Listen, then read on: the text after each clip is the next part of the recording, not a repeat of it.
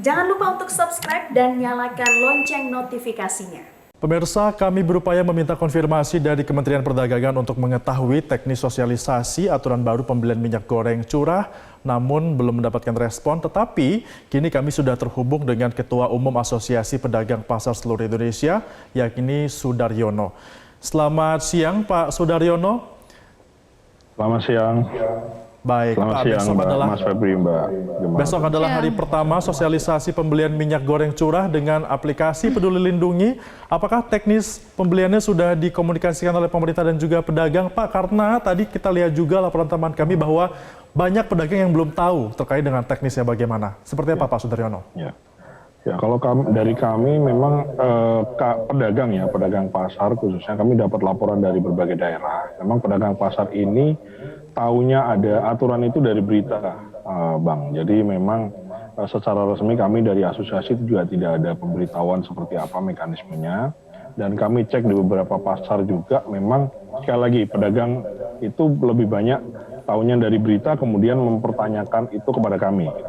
Jadi kami juga sudah berupaya untuk berkirim surat ke Kementerian Perdagangan ya untuk menanyakan kok sampai sekarang tidak ada kita tidak diajak bicara atau paling tidak kita diberitahu mekanismenya tuh seperti apa gitu. Jadi memang seperti yang disampaikan oleh pedagang pasar tadi ya Pak Herman di Pademangan Timur itu memang mewakili sebagian besar dari pedagang pasar di seluruh Indonesia terkait persiapan dan mekanisme apa saja yang harus dipersiapkan sehingga di tengah-tengah pedagang pasar ini, di tengah-tengah komunitas kita ini ada semacam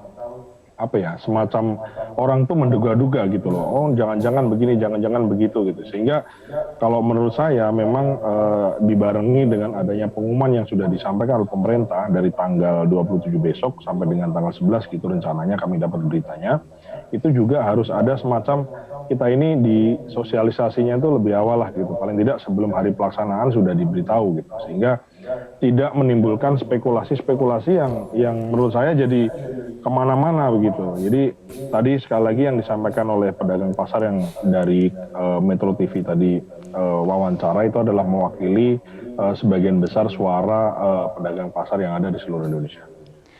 Baik, berarti komunikasi dari pihak pusat juga belum menyeluruh dan maksimal ya Pak Sudaryono ya. Nah, jika besok ada masyarakat yang ke pasar nih Pak, lalu tidak membawa KTP dan nggak punya aplikasi Peduli Lindungi, kira-kira masih bisa beli minyak goreng curah nggak Pak? Nah, itu ya sekali lagi saya kira masih bisa ya, karena kan memang namanya sosialisasi harusnya masih ada toleransi lah begitu. Kemudian juga ini kan kalau di berita ya yang kami terima termasuk juga jadi pembahasan teman-teman asosiasi pedagang pasar di daerah, itu kan misalnya satu NIK diberi jumlah 10 kilo gitu, 10 liter bisa dibeli gitu. Saya kira juga kalau per kapita kita kan dalam sebulan itu seliter sampai 1,5 sampai 2 liter lah, saya kira nggak nyampe 10 liter ya. Tapi anyway, menurut saya dan kami juga berharap bahwa dengan berubahnya aturan-aturan yang ada sekarang ini ya dari minyak goreng ini kan berubah-ubah. Cuman saya perlu garis bawahi bahwa secara stok di pasar-pasar jauh lebih baik dibandingkan periode-periode sebelumnya. Dan kita berharap memang dimulai dari stok ini, nanti apakah aturannya dengan NIK atau dengan misalnya dengan Peduli Lindungi misalnya, itu tinggal masalah urusan teknis bagaimana mengedukasi orang ya. Kalau kami sangat berharap bahwa mekanisme menggunakan apapun itu, kalau dalam hal ini kan menggunakan aplikasi Peduli Lindungi dan juga menggunakan KTP itu mekanismenya tidak terlalu ribet begitu, karena memang rakyat kita ini juga kalau terlalu ribet juga jadi gimana? Jadi akhirnya jadi rame gitu loh. Jadilah keresahan-keresahan di tengah-tengah masyarakat. Jadi kalau kami berharap ya bukan terus besok saklek kalau nggak bawa KTP pulang saja begitu. Saya kira juga ada cara-cara tertentu misalnya yang bisa kita tempuh ya. Karena kan memang masih dalam sosialisasi gitu. Baik Pak Sudaryono, ini masih dalam tahap akan dijadikan sosialisasi. Tapi tadi saya menangkap dari pernyataan Anda bahwa sebenarnya justru dari APPSI yang proaktif menanyakan kepada pemerintah bagaimana mekanisme sebenarnya. Apakah sejauh ini sudah ada jawabannya Pak? Termasuk juga bagaimana kalau ada yang tidak punya aplikasi Peduli Lindungi? Ya itu tadi, kami sih berusaha ya, tentu kami sekali lagi kami sangat positif terhadap apapun kebijakan pemerintah dalam hal ini ya, kita sudah berpolemik minyak goreng ini kan sudah sekian lama ya, dari awal tahun, dari akhir tahun lalu gitu sampai sekarang, dan kita berharap memang sudahlah gitu loh. Kami dari awal kan di banyak wawancara, termasuk kami buat konferensi pers, kirim surat terbuka ke Presiden di periode-periode bulan yang lalu, kami sampaikan memang paling utama itu stok ya. Kami sangat menekankan pada keberadaan stok. Nah, kalau sekarang ya berangsur-angsur mungkin di beberapa pasar utama gitu stoknya sudah mulai banyak. Nah, tinggal ini kan masalah sekarang kan pemerintah menekankan pada stok yang banyak ini bagaimana terdistribusi minyak goreng ini dengan apa? Dengan terdata dengan baik lah gitu. Jangan sampai jatuh ke tangan-tangan orang-orang yang tidak bertanggung jawab dalam hal ini apakah nanti diselundupkan dan seterusnya. Ya, kita menghargai itu. Namun sekali lagi sosialisasi dari dari program teknis pelaksanaan jual beli ini kami rasa memang masih belum ada secara signifikan sosialisasinya.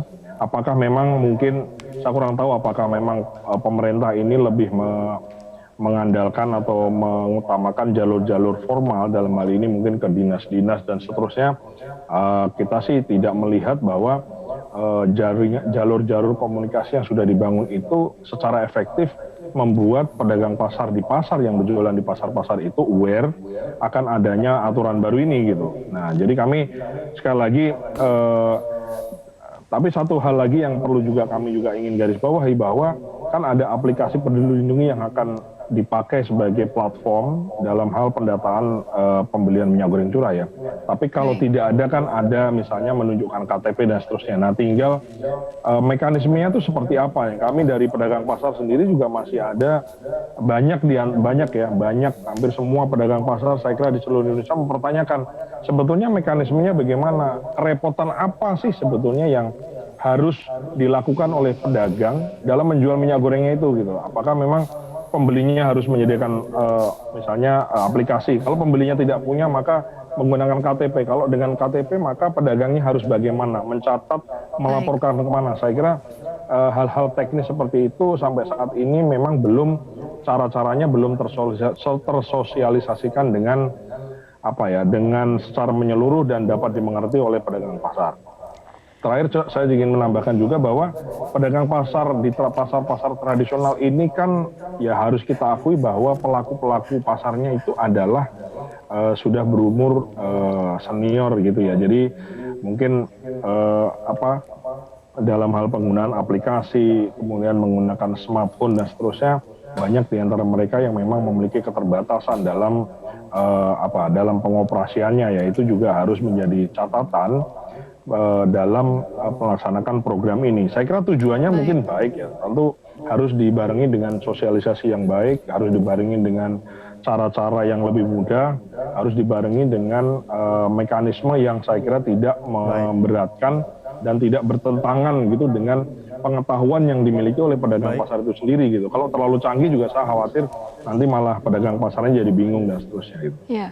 Ya, nah Pak berbicara mengenai stok minyak goreng, tadi kan informasi di Bulukumba bahwa stoknya sempat langka, kemudian berlimpah untuk sekarang. Nah, sebenarnya faktor yang seperti itu karena gara-gara apa sih Pak? Baik, jadi menurut pengamatan kami dari bulan ke bulan ya kami laporkan dan kami juga sepakat ya di daerah-daerah itu satu ya adalah setelah adanya penangkapan tersangka itu memang ada efeknya. Yang kedua setelah ada minyak goreng ini di langsung ya diambil alih oleh Presiden, kemudian Presiden memerintahkan kepada Menko Marves ya memang ada semacam perbaikan ke situ ya. Ada perbaikan ke situ dan terus kemudian dan sekarang ini memang saya kira suara-suara yang keluar dari teman-teman pedagang pasar di daerah itu tidak lagi menyuarakan misalnya Pak Ketum ini di pasar kami langka. Jadi kata-kata langka itu sudah mulai berkurang. Kalaupun kurang tapi stoknya ada dan beberapa titik ya misalnya di pasar-pasar yang besar, di pasar-pasar besar di provinsi maupun di ibu kota provinsi sebagai pasar induk itu stok dari minyak goreng curah ya yang harganya diatur oleh pemerintah itu ketersediaannya membaik gitu. Jadi membaik. Jadi memang kalau dibandingkan dengan periode sebelumnya, memang barangnya itu, maksudnya begini, di beritanya rame, harganya ditentukan, tapi barangnya tidak ada. Baik. Nah itu sekarang barangnya yang relatif sudah ada, kemudian pembeli juga antusias, kemudian diberitakan di banyak media, baik di televisi maupun di beberapa di media cetak, elektronik, dan seterusnya. Nah hanya tinggal sekarang kebingungannya mungkin hal yang mungkin bagi sebagian orang kan hal itu teknis lah, tapi menurut saya ini juga sangat penting. Selama stok ada, mekanisme mudah, believe me, percaya bahwa memang minyak goreng ini tidak akan jadi polemik lagi lah gitu. Kita harapkan seperti itu. Baik, berarti stok aman, tinggal komunikasi dari pusat ke bawah ini lebih baik ya. Terima kasih Pak Sudaryono selaku Ketua Umum APPSI. Selamat kembali beraktivitas. beraktivitas. Terima kasih Metro TV. Selamat siang.